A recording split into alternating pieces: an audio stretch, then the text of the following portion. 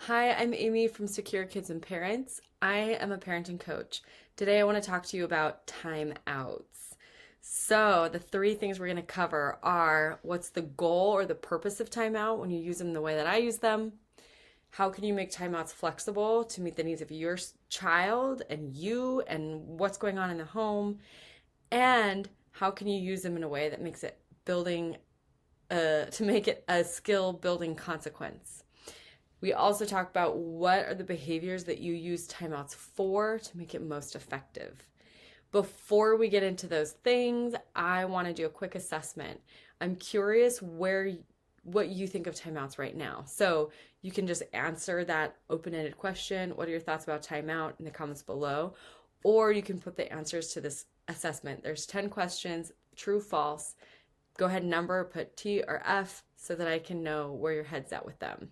It also is a good check-in for you to see if timeout is an interesting topic that might help your family. So let's get into the quiz or assessment. For each one of these, it's going to either be true or false. So, true or false, if I put my child in timeout, they will not have a secure attachment to me. It'll harm the relationship somehow. Timeouts are old school, and now we know better. Timeouts lead to children thinking that they are bad. Do you think that is true or false? I would love to be able to use a timeout strategy sometimes, but I feel guilty, especially given everything I see on the internet. There's only one way to do timeout, and that's alone in their room. True or false? The purpose of timeout is to punish and assert control over my child. My child does not learn anything from going to timeout. It doesn't impact their future choices. Do you think that's true or false? I have multiple effective ways to manage a difficult situation besides timeout. I don't put my child on timeout. If I get overwhelmed from their difficult behavior, is what it should say, I leave the room. Now, if 9 is true, if you said true, when my child acts out, then I leave the room when I'm frustrated. Then when I leave the room, my child follows me and bangs on the door or yells at me. Is that true or false? So this is meant as like a little check-in for you as well as information for me. So I really hope you put some answers in the comments. Okay, so we have the goal for timeout. That is for me as the parent to be able to assert some sort of boundary when I need it. That's the goal. My child is doing harm. I've got to respond because they're out of control. I am responsible for the people in this home and I'm responsible for my child, so I'm going to step in and do something. So the other purpose of timeout is to build a skill. So I will get into how that works to help to have timeout be a skill building thing, but we'll table that for just a second. So if your child is, let's go over what behaviors this is a good consequence for. If your child is doing harm to the home, themself, or somebody else, timeout, physical harm, timeout is a great logical consequence. They're showing my body is out of control, so let's get my body to somewhere where I can't keep doing this. So that would include, for me, that includes if my child is screaming really, really loud and hurting my ears. It's deafening my whole body, like, ugh, right? Pins and needles when they do that. I consider that harm as well, and so I use timeout for that. We're focusing on timeout for physical harm, okay? So other than that, maybe it's a good fit for your family. I don't know. I'm just saying that's the context I'm using it for. I cannot prevent behavior and I cannot make them feel or do anything, right? I can only control me. So when my child does something like hurt a sibling, I can respond with something I can respond with a strategy that's within my control, which is to pick my child up and take them to their room. Or to pick up my child and set them on my lap, to hold their hands, not let them keep hurting. All of those things are things that I can do. Now, when I say stop, and they don't listen, or I say stop and 1 minute later they're back at it, I am simply requesting something and hoping that they listen, and they know that they don't have to because nothing happens. And I want you to think about, if your child struggles with this, my child, they always feel a lot of shame. Maybe not that, sometimes not that day, sometimes not that hour, but when we go to talk about the behavior that they had, they feel really embarrassed. Just like when I lose my temper and I yell at my kids, or just like when I show up in ways I don't like, I feel embarrassed. I'm like, oh my gosh, why can't I control my temper? Or I really wish I didn't do that. Or I didn't really mean those words I said. They have the same experience of when they lose control. It's embarrassing for them. They wish they didn't.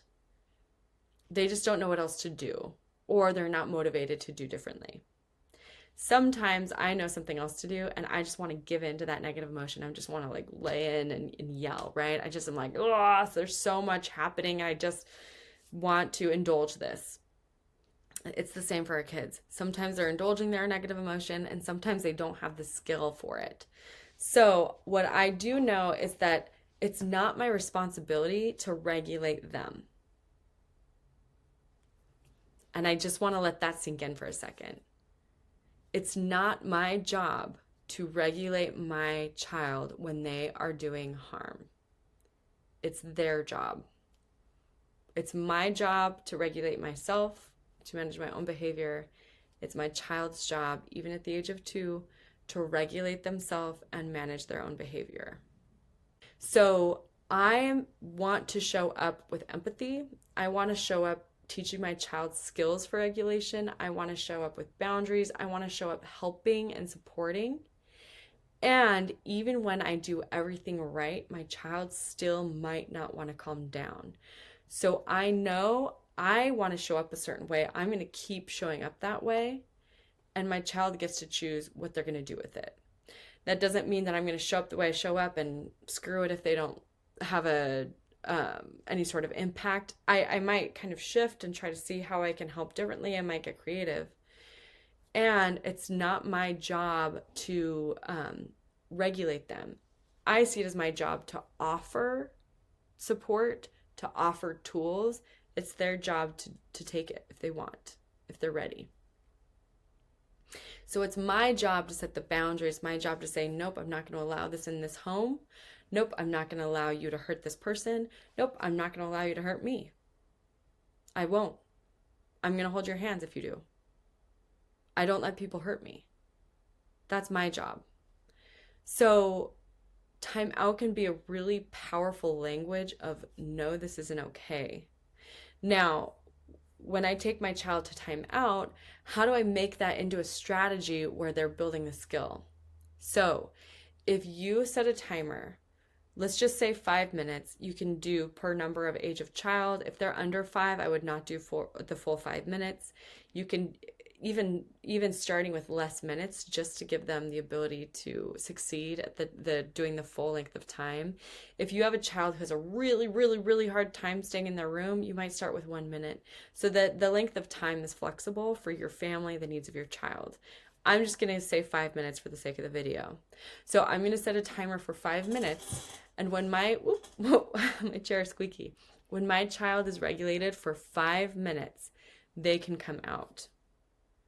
I am not saying that they have to be regulated. I'm just saying when that happens, for 5 minutes, you've practiced that skill for 5 minutes, you can come out. Now, that is what is happening when things are on fire and you're in the heat of the moment. I am a neutral, enforcer of the law. I am saying A happened, so B is the consequence. Go to your room. We go to your room. And I'll explain with some language and stuff, but the basics are we take a second to regulate. So if that's the corner of the kitchen, if that's the room, if that's here on my lap, wherever that is, that's the go-to.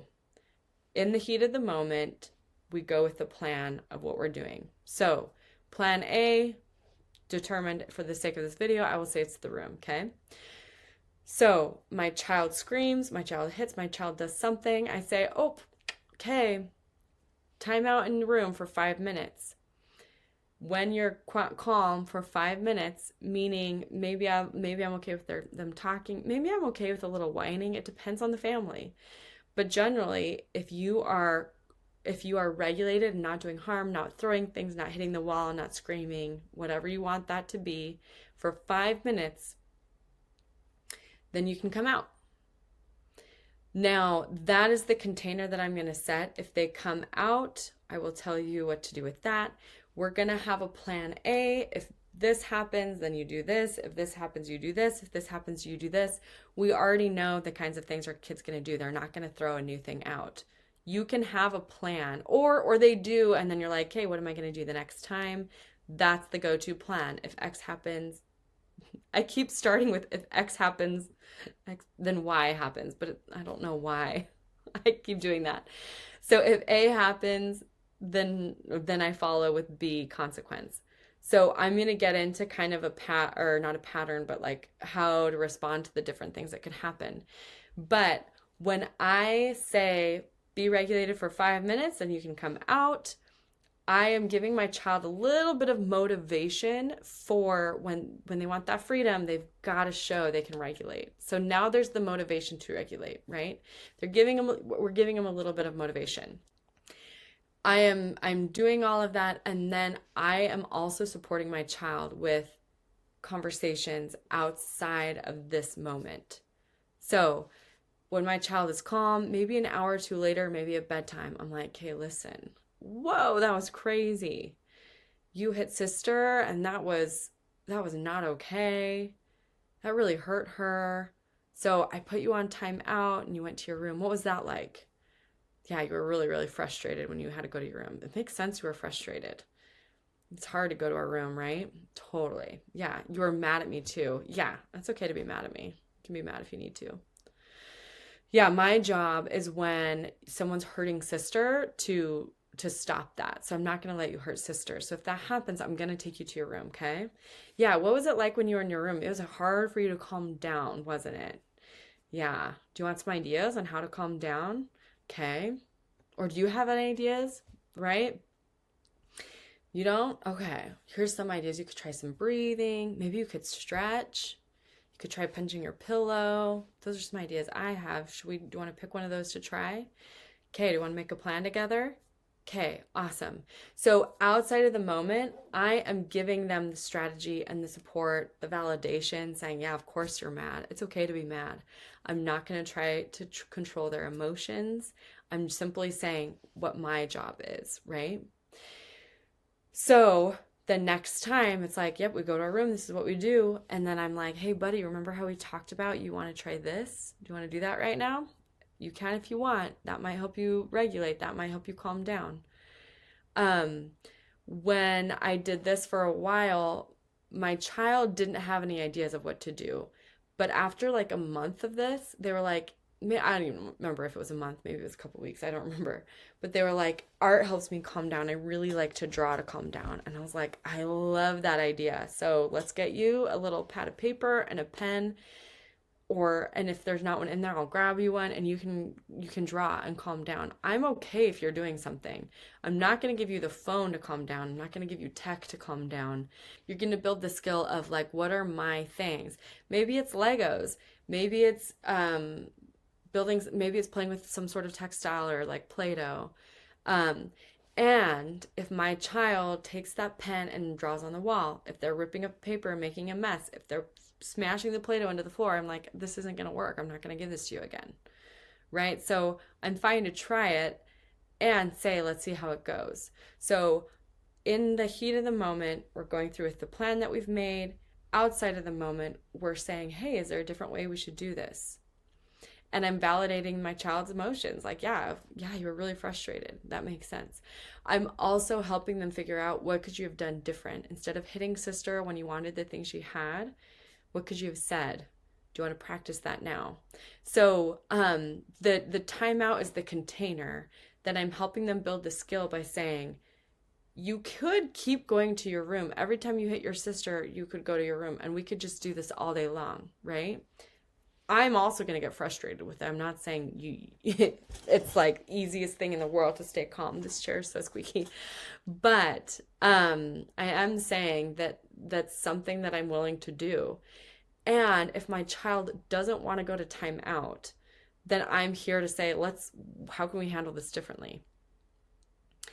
And if my child has a hard time regulating in timeout, I'm like, yeah, what could we do to help you regulate? That's your job, but I can help you come up with some ideas, right? So I'm giving them the responsibility, but I'm also showing up with support, empathy, skills, and helping them with a plan. So that's kind of the overarching thing. Now, the ways to make this flexible, it might be that I say to my child, I'm just going to power through some ideas here.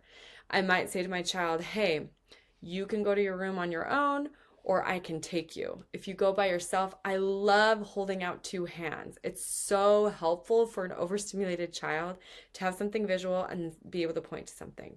So I might say, you can go to your room by yourself and you'll go there for 5 minutes, or I can pick you up and take you there and you'll go there for 7 minutes. Which one? Wait 5 seconds. And if they don't choose, then they made their choice. I pick them up and I take them, right? So if I have to chase them down, maybe it's a little bit longer. And I'm getting them to their room. If they come out of their room and they cannot stay in their room with the door open, then door closed is the next line. If you can't stay in your room, I'm going to close it. If that leads to the ultimate chaos, you can say, I'm going to do this for 30 seconds and then I'll open and we'll try again.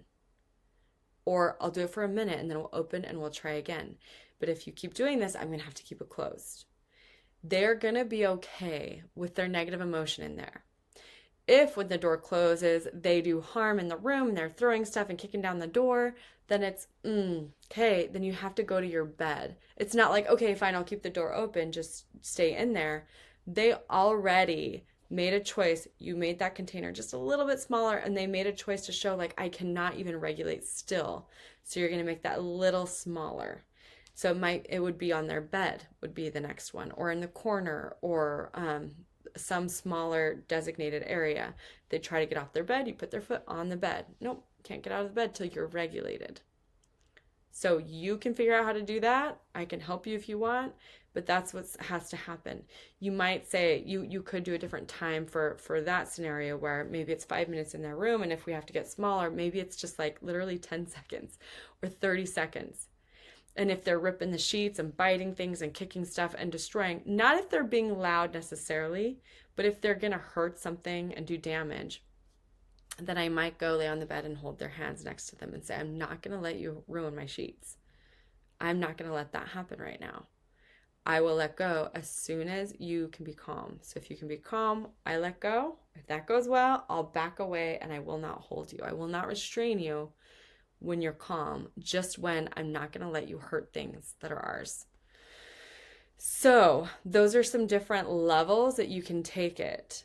Now, when they learn, when I get crazy and I have to go to this small space, I want freedom. So I will try to regulate. Now, in moments of calm, I'm giving them tools. I'm reminding them of those tools in these intense moments if I want or if I can. And I'm also helping them figure this out. This is an ongoing conversation. In the heat of the moment, I do my plan, and then this is an ongoing conversation of, would it actually help you calm down if I stayed in the room with you? I'm fine to stay in the room with you. If you hurt me, I will leave the room. I do not let people hurt me. So that's where we go. I'm tired after explaining all this. I've made so many of these videos because this is a tricky one. It can feel tricky to put this strategy out on the internet and then be misunderstood or taken out of context. But I'm just doing it. I'm just putting it out there. These are things that you can control that are within your ability. And when you're consistent with it, your child will learn, I would rather regulate now, and I've been practicing this. I know what helps me regulate. So when they're starting to get activated, it might be like, hey, do you want to take some deep breaths now? We know that worked when you were in your room. Or do you want to take a break from this activity and go do some art? Because we know that helps you regulate. Do you want to take a break from this activity and go outside and get some fresh air? We know that helps you regulate. Um, so you're able to use that skill, that grounding tool in other scenarios to help prevent it as well. But sometimes they need some sort of motivation. So if you don't want them to feel isolated, you can go in there with them. I'm concerned when I hear, and this is something that I used to do, so I totally get it. When a child is like aggressive toward a parent, and I don't want to get mad and lose my temper on my child, so I leave the room. They learn if I bully, if I get big enough, if I get aggressive enough, I can push people out. The reason why timeout feels so important to me as a strategy for this is that they learn no, other people don't leave when I'm mean. I'm not going to push people out. I leave because I'm the one that's creating the problem. We're addressing the problem, not avoiding it. So, if you are leaving the room and going to your door and closing it, or to your room and closing the door, time out might be a really good strategy to say, actually, I'm going to take a little bit of space back. I'm going to take a little bit of energy and power back, and I'm going to say, my needs matter. I don't deserve to let people treat me like this, even if they're 3, even if they're 5, even if they're 7. And my child really benefits from learning really healthy boundaries that I set and teach them that I don't let people do this. So sometimes what I'll say is, I'm not going to let you hit me. I don't let people hit me. And then I'm like, yeah, this is so true. I don't. Why would I let my child hit me if I don't let other people hit me, right? So this is a strategy that's there if you need it. If you want to try to use other ways of helping your child regulate, being really empathetic, trying to get to the root of the problem, that's great too. Try that for sure. And you have this if you need it. It's an option if you need it, so you're not just left at the mercy of your child to say, I don't know what else to do. I just hope you do, right? They don't have the skills sometimes. I am so sick of hearing myself talk at this point. I'm going to end the video. I would love to know what your thoughts are. Does this feel like something that would fit? Does this feel like there's some concerns coming up? I would love to know what you're thinking. So hopefully this helps. Have a blessed day. Good luck out there with those crazy kids.